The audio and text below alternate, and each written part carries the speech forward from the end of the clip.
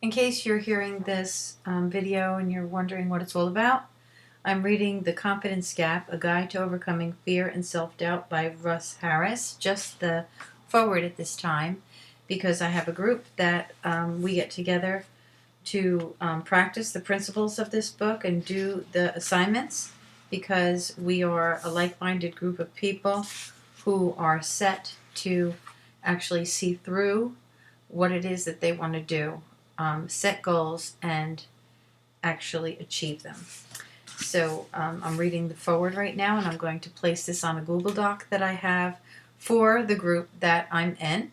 And I'm going to put this to the top of the document. And the reason for that is because I feel like this is really motivating. So anybody who's just getting started will read this and really feel the urge to begin. Okay, forward. Stephen Hayes, PhD. It is hard to be a human being. We are perhaps more challenged than any other creature on the planet. That's ridiculous, comes the retort. Look around you. In the developed world, at least, we have everything we need: food, water, safety, warmth, shelter, and social stimulation. That is true, but it only makes the human condition all the more poignant. How can it be that the same creatures who have everything, relatively speaking, also worry about the future, ruminate over past failures, or feel crushed by their fears and self-doubts? The answer is rather surprising. The exact same abilities that lead to our successes lead to our struggles. The human mind is a problem-solving organ. It detects dangers, analyzes situations, predicts outcomes, and suggests actions. In the world outside our skins, that works wonderfully well. But when those same logical abilities are turned within, a human life becomes a problem. It's a problem to be solved rather than a process to be experienced. A trap opens up. Life gets put on hold while we fight a war within. There is a simple reason for this. The world within is not logical. It's psychological. The rules of human growth and experience are almost the exact opposite of those in the external world. When there is a smelly piece of food lying on the floor, throwing it out into the garbage works perfectly well. The exact same action is horribly ineffective when applied to our deepest fears.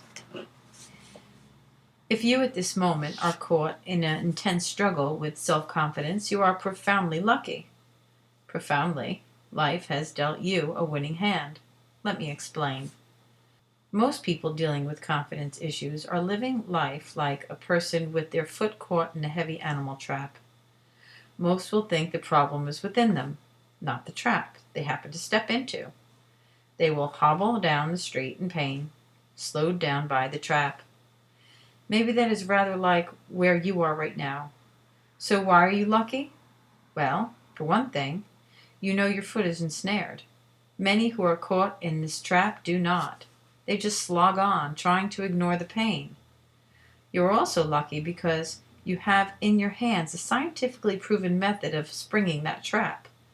Many others will desperately try out the usual hokum that modern science now knows will almost certainly not set them free.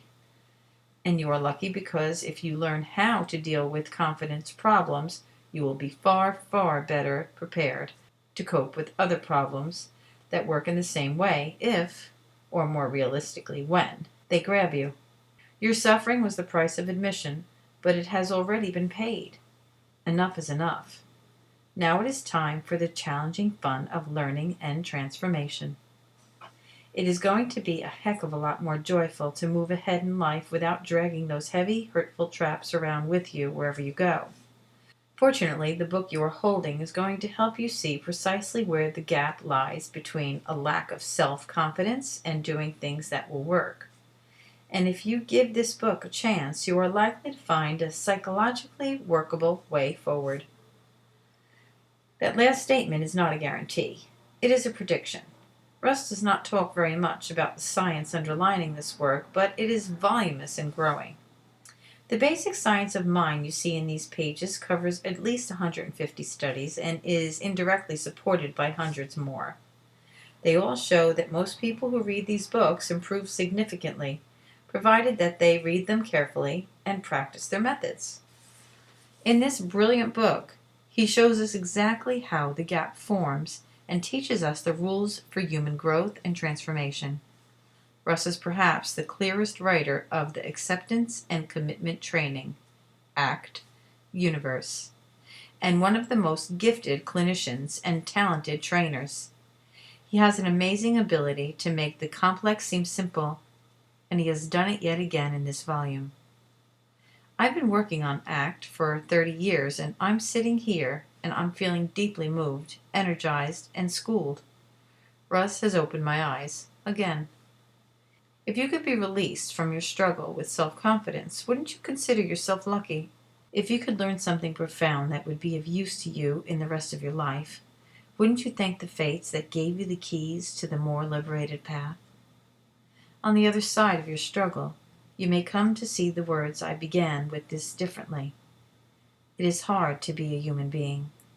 It is not hard because we have few resources or because horrific things happen to us, even though sadly that occurs.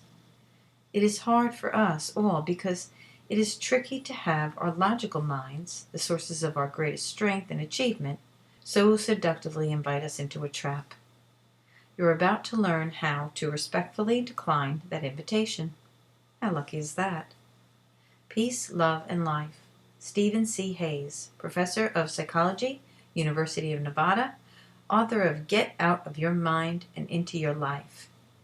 Okay, so that was the, that was the foreword in the book, The Confidence Gap by Russ Harris. And if you want to get involved in what we're doing, then I'll put the link to the Facebook group that we are all together on right now, and you're welcome to join us. Thanks.